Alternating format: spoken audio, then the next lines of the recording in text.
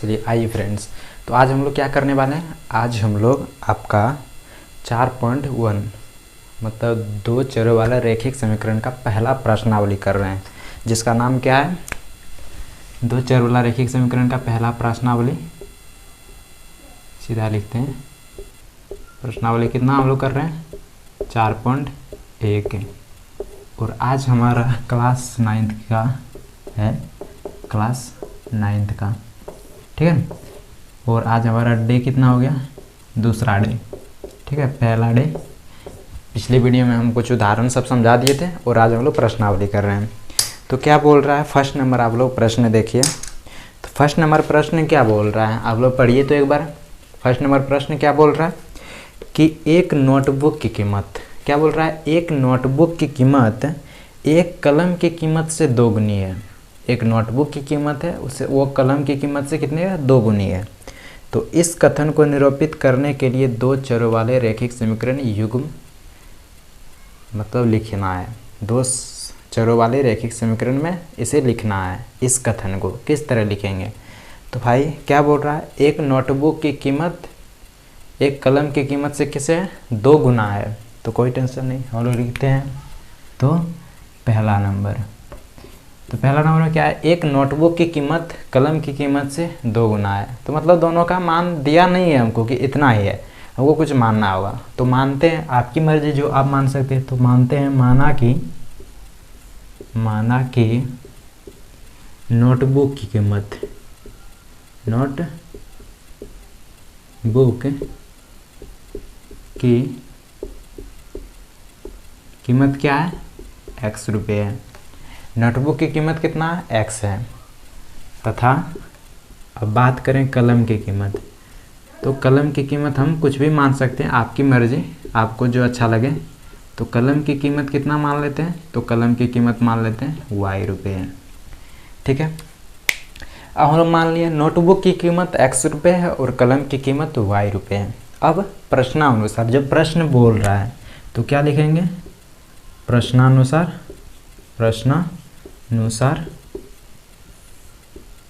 तो प्रश्नानुसार हमारा प्रश्न क्या बोल रहा है, बोल रहा है एक नोटबुक की कीमत कलम की कीमत से दो गुनी है। तो लिखेंगे नोटबुक की कीमत, नोटबुक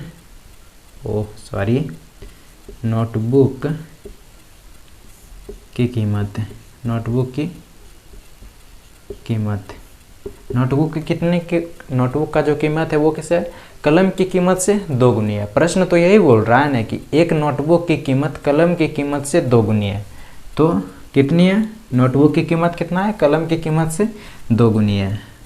तो 2 इंटू कलम की कीमत है, कलम की कीमत, ठीक है।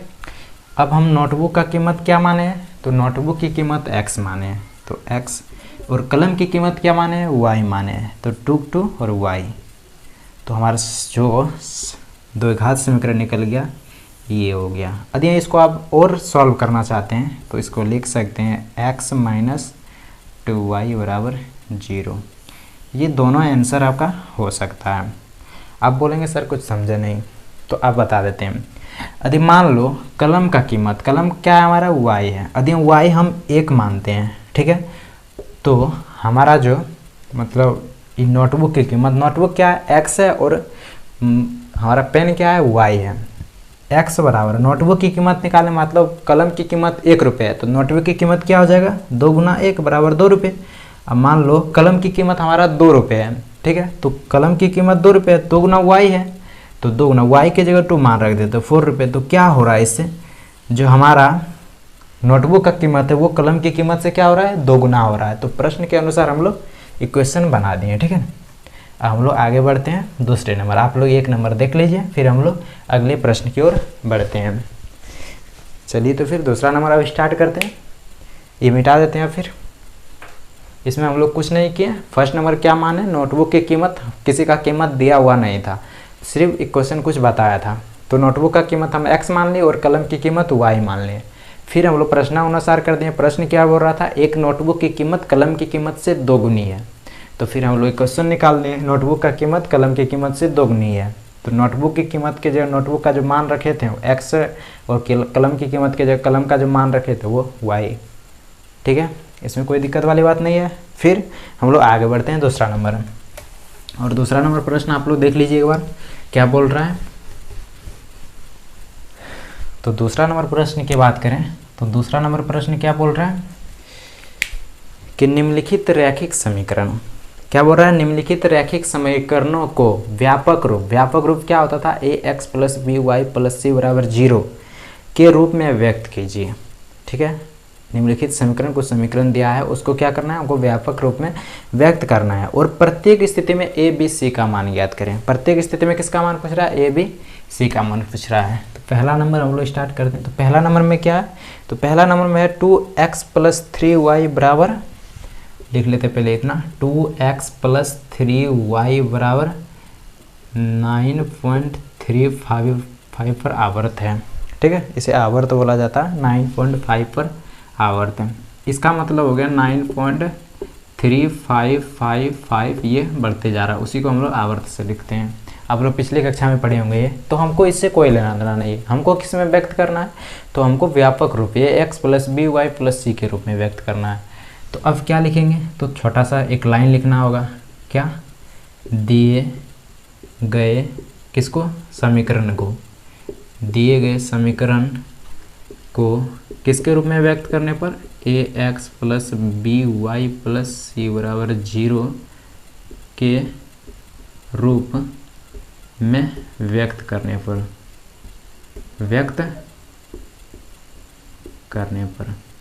तो व्यक्त करते हैं। अब क्या करना है, जितना भी दाएं साइड है, दाएं साइड जो भी संख्या है दाएं साइड हमको 0 करना है, उधर कुछ रहना ही नहीं चाहिए। तो दाएं साइड वाला जितना भी संख्या उसको मारो तो 1-2 थप्पड़, तो इसको मारे जब 1 थप्पड़ तो किधर आ गया, इधर प्लस था, थप्पड़ मारे तो इधर आके माइनस हो गया। तो क्या हो जाएगा 2x plus 3y minus, plus जब बराबर के इधर आता है तो क्या होता है, माइनस होता है, मतलब उसको थप्पड़ मारे तो वो चेंज हो गया, क्या 9.35 पर आवर्त। तो इधर क्या दाएं साइड क्या आ गया, 0 आ गया। तो इससे हमें स्पष्ट हो जाता है ए हमारा क्या है, 2 है। देखिए इसके रूप में व्यक्त हो गया ax plus b y plus c बराबर 0। ठीक है, अतः हमारा a कितना हो गया, 2 हो गया, b हमारा कितना हो गया, 3 हो गया, तथा c की बात करें तो c हमारा क्या हो गया, माइनस 9.35 पर आवर्त। यही हमारा आंसर हो गया। ठीक है, इसमें कुछ करना ही नहीं था, 3 पर आवर्त या माइनस अब बोलेंगे क्यों लिए, क्योंकि ये हमारा व्यापक जो रूप होता है वो सारा पॉजिटिव में होता है, मतलब प्लस प्लस हर जगह होता है, लेकिन यहाँ माइनस है तो माइनस इसके साथ आ गया। यदि इसको एक क्वेश्चन को और एक थोड़ा समझने की कोशिश करें, यहाँ आधी दिक्कत होता है, तो 3y प्लस लिख सकते हैं माइनस 9.35 पर आवर्त बराबर 0। तो ये हमारा c है, तो c क्या है, माइनस 9.35 पर आवर्त है। ठीक है, हमारा एक नंबर कंप्लीट हो गया। फिर हम लोग आगे बढ़ते हैं दूसरा नंबर। बार बार क्वेश्चन में ये लिखना पड़ेगा तो इसे हम नहीं मिटाते। ठीक है, चलिए तो दूसरा नंबर में क्या है, दूसरा नंबर में दिया है x माइनस वाई बटे 5, x माइनस वाई बटे 5, x माइनस वाई बटे 5 माइनस 10 बराबर 0। ये जो हमारा समीकरण दिया है उसको किस रूप में हम लोग ax plus b y plus c बराबर 0 के रूप में व्यक्त करेंगे। तो 0 के रूप में व्यक्त करेंगे तो क्या हो जाएगा, ये तो हमारा व्यक्त ही है। ठीक है, तो फिर भी कोई टेंशन नहीं, हमारा व्यक्त है तो क्या होगा, लिख लेते हैं एक बार। तो एक बार पूरा फुल समझाने की कोशिश करते हैं। यदि यहाँ माइनस है इसको लिख सकते हैं प्लस, और यहाँ कुछ नहीं है तो क्या है, 1 है। x के साथ कुछ नहीं है, x गुना जब 1 करेंगे तो क्या आएगा, x ही आएगा, तो हम 1 मान लेते हैं, वहाँ क्या है, 1 है। प्लस इसको लिख सकते हैं माइनस 1/5y, बोले हाँ सर लिख सकते हैं। इसको लिख सकते हैं plus minus 10x plus minus 10x बराबर 0। अब देखो, अब क्या ये लग रहा है कि इसके रूप में है, बोले हाँ सर लग रहा है। कैसे, ax plus b y plus c बराबर 0। अतः हमारा a क्या हो गया, तो हमारा a जो है वो 1 है, और b क्या है हमारा, b हमारा माइनस 1/5 है, तथा c की बात करें तो c क्या है हमारा, माइनस 10 है। ठीक है, यही हमारा आंसर आ गया। चलिए फिर आगे बढ़ते हैं हम लोग तीसरा नंबर। अब इसमें तो कुछ था ही नहीं, चलिए तो फिर आगे बढ़ते हैं हम लोग। तीसरा नंबर में क्या है वो देखते हैं। आप लोग देखिए तीसरा नंबर प्रश्न क्या बोल रहे हैं। तीसरा नंबर प्रश्न है -2x + 3y, -2x + 3y बराबर कितना है, बराबर 6 है, बराबर 6। इसको भी व्यापक रूप में व्यक्त करने के लिए क्या करेंगे, इधर जो दाएं साइड है, दाएं साइड हमको क्या करना है, 0 बनाना है। तो 6 को मारो तो एक थप्पड़, जब उसको एक थप्पड़ मारेंगे तो वो किधर आ जाएगा, बाएं साइड। उधर प्लस था तो इधर आ गया, क्या हो जाएगा, माइनस। यहाँ तक दिक्कत वाली बात नहीं है। ये तो अब हमारा हो गया, व्यापक रूप में व्यक्त हो गया, किसके रूप में, ax + by + c के रूप में। आप बोलेंगे सर कैसे, तो देखिए ax + by + c बराबर 0। c हमारा क्या हो गया, -6, b हमारा क्या हो गया, 3, और a की बात करें तो क्या हो गया, -2। अतः लिख सकते हैं हम a बराबर क्या, -2, b बराबर 3 तथा c बराबर क्या हो गया, -6। ठीक है, इसमें कोई दिक्कत वाली बात नहीं है, लेकिन आपको एग्जाम हॉल में ये नहीं लिखना है। ठीक है, आप सिर्फ वहाँ ऊपर लिख देना कि दिए गए समीकरण को व्यापक रूप में व्यक्त करने पर। व्यापक रूप यही होता है ax + by + c बराबर 0। और आप में से ऐसा कोई हो जो पिछली वीडियो नहीं देखे हैं, इससे पहले जो इंट्रोडक्शन था उसमें कुछ समझाए भी थे, तो वो नहीं देखे हैं तो वो भी वीडियो आप देख सकते हैं, उसका लिंक हम डिस्क्रिप्शन में डाल देंगे। तीसरा नंबर हो गया। अब चौथा नंबर, यहाँ क्या था, रूप में व्यक्त करने पर, बाद में लिख लेते हैं। चौथा नंबर क्या है, x बराबर 3y, x बराबर 3y। तो x बराबर 3y जो दिया गया समीकरण है उसे क्या करना है, हमको ax + by + c बराबर 0 के रूप में व्यक्त करने पर, इसे हमको किस में व्यक्त करना है, ax + by + c बराबर 0 के रूप में। तो चलिए व्यक्त करते हैं। तो 3y को क्या करना है, इधर लाना है, कौन साइड, बाएं साइड। जब 3y दाएं साइड चला गया है तो उसको तो कुछ तो करना होगा ना, तो उसको दो एक थप्पड़ चाड़ के जब देंगे इसको तो किधर आ जाएगा, इधर बाएं साइड। बाएं साइड आएगा तो क्या हो जाएगा, -3y, क्योंकि इधर दाएं साइड क्या था, +3y, तो इधर आ जाएगा -3y। और लिख सकते हैं हम +0 बराबर 0। ऐसे और एक स्टेप बढ़ ही जाते हैं। ठीक है, बराबर 0, इतना तक समझ में आ गया। जब हम इसको इधर लाएंगे तो बराबर के बाद क्या बचेगा, 0 बचेगा। फिर हम लोग इसको c यहाँ हमको दिख नहीं रहा है तो भाई हम 0 लिख सकते हैं, क्यों, 0 कहीं भी लिखेंगे तो उसका कोई अर्थ नहीं होता है, तो 0 लिखें तो कोई दिक्कत वाली बात नहीं है। देखो यह अब व्यापक रूप में व्यक्त हुआ कि नहीं हुआ, तो बोलेंगे हाँ सर। कैसे, a नहीं है तो मतलब यहाँ कुछ नहीं है तो 1 है, ax प्लस तो है मतलब प्लस by + c बराबर 0। तो अतः हमारा a क्या हो गया, अतः a बराबर क्या हो गया, 1, b बराबर क्या हो गया, -3, क्योंकि व्यापक रूप जो होता है वो प्लस में होता है, तथा c बराबर हमारा क्या आ गया, 0 आंसर। ठीक है, चौथा नंबर भी हो गया। चलिए तो फिर हम लोग आगे बढ़ते हैं। अब पांचवा नंबर, यहाँ तक दिक्कत नहीं है। और पांचवा नंबर क्या है ये देखिए आप लोग, पांचवा नंबर में क्या दिया है, तो पांचवा नंबर में दिया है 2x बराबर -5y, 2x बराबर -5y। जब 2x बराबर -5y को ax + by + c के रूप में व्यक्त करेंगे तो क्या आ जाएगा, तो 2x - 5y किधर है, दाएं तरफ है, तो दाएं तरफ जो है उसको सब किधर लाना है, बाएं तरफ। तो बाएं तरफ लाने के लिए क्या करेंगे, उसको एक थप्पड़ लगाएंगे, तो इधर माइनस था तो बाएं तरफ आके क्या हो जाएगा, +y बराबर 0। तो यहाँ लिख सकते हैं हम +0। बोलेंगे हाँ सर लिख सकते हैं, इससे समीकरण पर कोई फर्क नहीं पड़ेगा। तो अब क्या आया हमारा ABC, तो आप देख सकते हैं ax + by + c बराबर 0। तो अतः a बराबर क्या आ गया, 2, b बराबर क्या हो गया, 5, तथा c बराबर क्या आ गया, तो c बराबर 0। आंसर आ गया, बोलेंगे हाँ सर। चलिए तो फिर आगे बढ़ते हैं। अब हम लोग कितना नंबर, छठा नंबर, ये हो गया हमारा पांचवा नंबर भी मिटाते हैं, फिर आगे बढ़ते हैं। और आप सब में यदि कोई पिछली वीडियो नहीं देखे हैं तो वो भी देख लीजिएगा, हम उसका भी डिस्क्रिप्शन में लिंक डाल देंगे। यदि और इसके पीछे का कोई भी चैप्टर का क्लास करना चाहते हैं तो उसका भी पीछे वीडियो अपलोड हुआ है, तो वो भी जाके कर सकते हैं। तो 6 नंबर में क्या है, 3x + 2, 3x + 2 बराबर 0। तो भाई ये भी जो समीकरण दिया है उसको किसके रूप में व्यक्त करना है, ax + by + c बराबर 0 के रूप में व्यक्त करना है। तो क्या ये समीकरण इसके रूप में है, बोलेंगे नहीं है सर। तो इसको व्यक्त करना होगा तो ax प्लस, अब देखो क्या यहाँ y है, बोलेंगे नहीं सर ये दो चर वाला समीकरण अभी नहीं है, लेकिन इसको बनाना होगा। कैसे बनाएंगे, तो 0 × y लिख सकते हैं, क्योंकि किसी भी संख्या में 0 से यदि गुना करेंगे तो वो 0 ही आएगा। अब 0 से जोड़ घटा करेंगे तो वही संख्या आएगा, यदि 0 + 2 करेंगे तो 2 ही आएगा, ठीक है। +2 = 0। यहाँ तक कोई दिक्कत वाली बात नहीं, +2 तो पहले से था, तो ये 0y से समीकरण पर कोई फर्क नहीं पड़ेगा, ठीक है।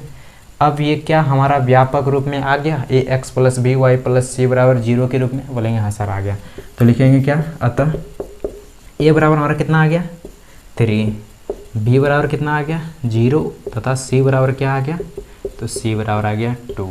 ये हमारा आ गया आंसर, ठीक है। यहाँ तक दिक्कत नहीं है। अब हम लोग बढ़ते हैं 7वां नंबर प्रश्न। 6 नंबर हो गया, अब 7 नंबर देखते हैं। तो 7वां नंबर क्या बोल रहा है,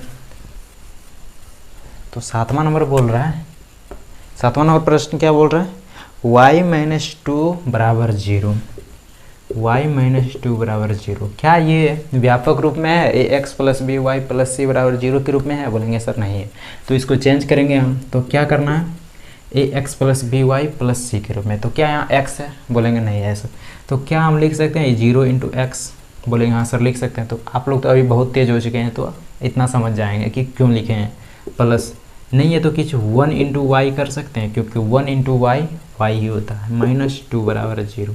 क्या ये व्यापक रूप इसके रूप में आ गया, बोलेंगे हाँ सर आ गया, ax + by + c = 0। अतः हमारा a क्या हो गया, तो a हमारा 0 है, और b की बात करें तो b क्या है 1 है, और c की बात करें तो c बराबर क्या है -2 है। बार बार बता रहे हैं -2 हम इसलिए ले रहे हैं क्योंकि हमारा व्यापक रूप जो है वो प्लस में होता नहीं है, प्लस यहाँ लेंगे तो पूरा 2 -2 हमारे साथ आ जाएगा c, ठीक है। अब फिर आगे बढ़ते हैं 8वां नंबर प्रश्न।